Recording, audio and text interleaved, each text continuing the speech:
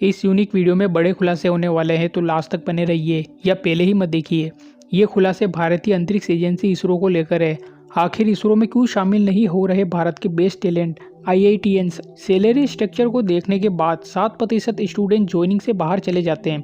ऐसा चंद्रयान 3 को लीड करने वाले इसरो चीफ सोमनाथ ने कहा है। उन्होंने बोला है कि IITians हाईएस्ट वेतन से शुरुआत करते हैं, जो इसरो में सबसे ज्यादा है। सोमनाथ ने कहा कि वेतन स्ट्रक्चर के कारण इसरो को IIT से बेस्ट टैलेंट नहीं मिल रहा।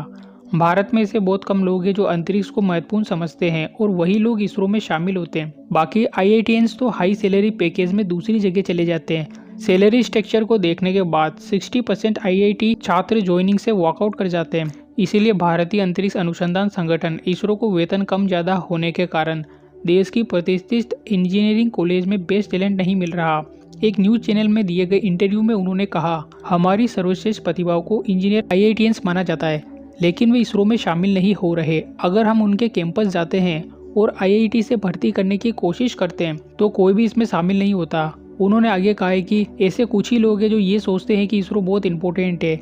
ऐसे लोग ही इसमें शामिल होते हैं, लेकिन इनकी संख्या बहुत ज़्यादा नहीं है और परसेंटेज में इससे मापें तो मुश्किल से ये 1% या उससे भी कम है, जिसके नेतृत्व में भारत चंद्रमा पर उतरने वाला चौथा देश और चांद के दक्षिणी ध्रुव को छूने वाला पहला देश बनकर इतिहास रचा था।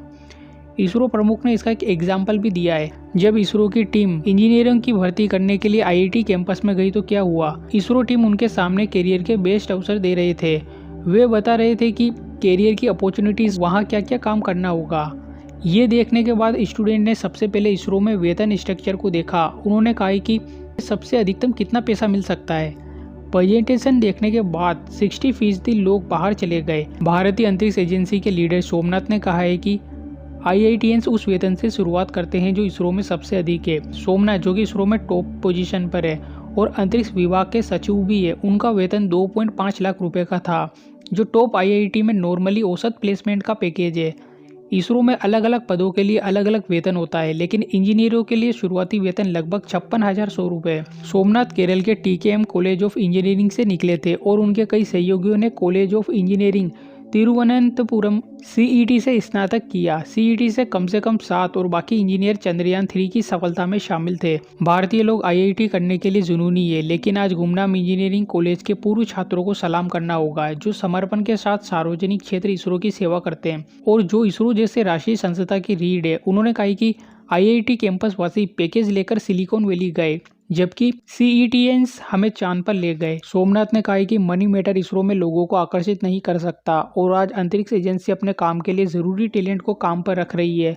हमें सर्वोत्तम प्रतिभा और पर्याप्त प्रतिभा के बीच के अंतर को समझना होगा। IIT के लिए हजारों या लाखों की संख्या में लोग जिनके पास IIT की योग्यता होती है, उन्हें IIT परीक्षा में बैठने का अवसर तक नहीं मिलता क्योंकि सीटें लिमिटेड होती है। सोमनाथ कहते हैं कि वे उनमें से एक थे।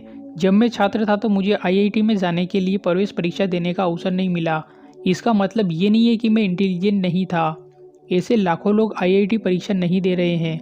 सोमनाथ ने इस सीक्रेट को बताया कि 1% से भी कम IITians इसरो के मेंबर है। अब एक नई बैच छिड़ गई है। कुछ लोगों ने सुझाव दिया है कि नई प्रतिभाओं को अंतरिक्ष एजेंसी में शामिल होना चाहिए, क्योंकि IIT में उनकी शिक्षा पर भारी सब्सिडी दी जाती है। हालांकि कुछ छात्रों ने यह कहते हुए भी समर्थन किया कि पैसा हर किसी के लिए ज़रूरी होता है। तो कुछ स्टूडेंट का मानना है कि इसरो को IIT के नए छात्रों के लिए पैकेज को आकर्षक बनाना होगा।